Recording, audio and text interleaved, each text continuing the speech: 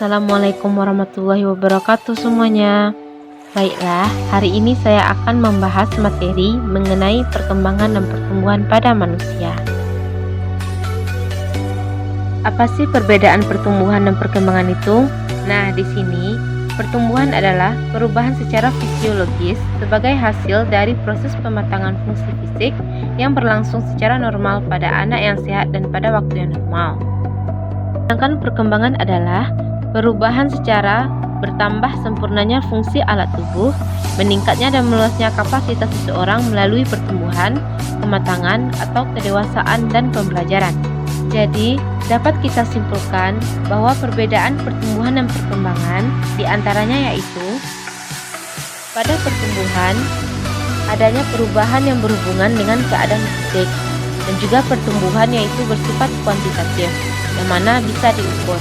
Contohnya seperti tinggi badan atau berat badan.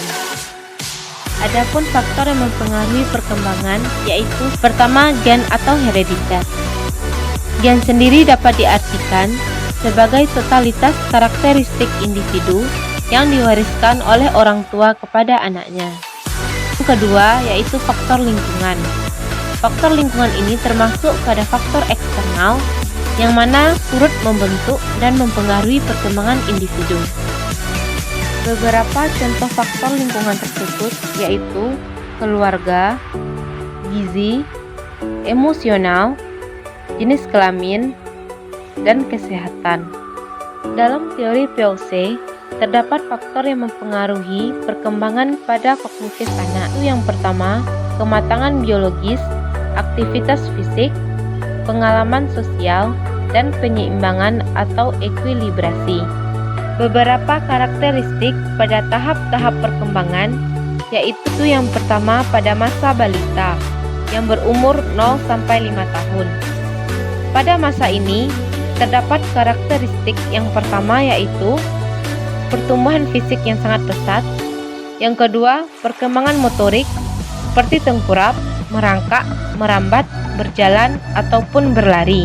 Yang ketiga yaitu perkembangan komunikasi seperti tertawa, teriak, mengucap satu kata, ataupun berbicara.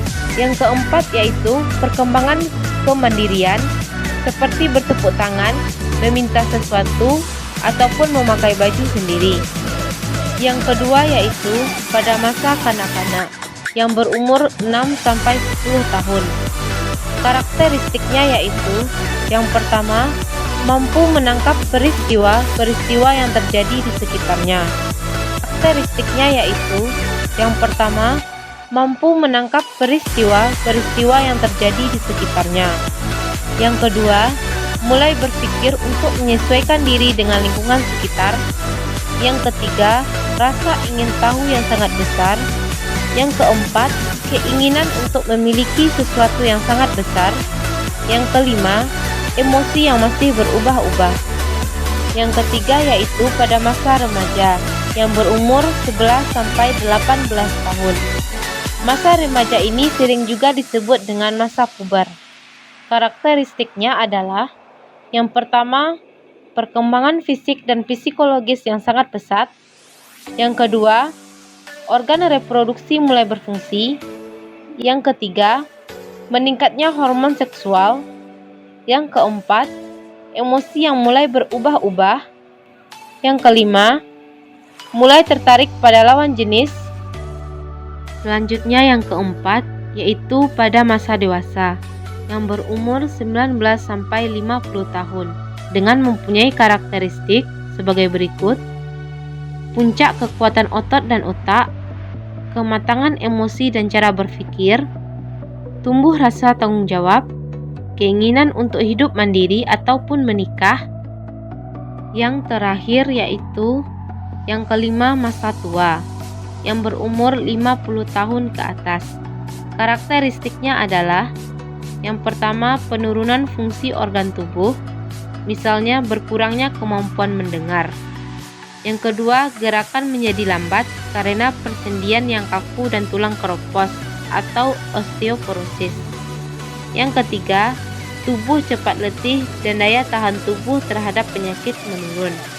Yang keempat, Pada wanita telah memasuki masa usia lanjut akan mengalami menopause, yang mana berhentinya haid karena organ reproduksi tidak mampu menghasilkan ovum yang matang. Nah, itulah materi dari saya mengenai pertumbuhan dan perkembangan. Terima kasih telah menonton video saya. Semoga bermanfaat. Assalamualaikum warahmatullahi wabarakatuh.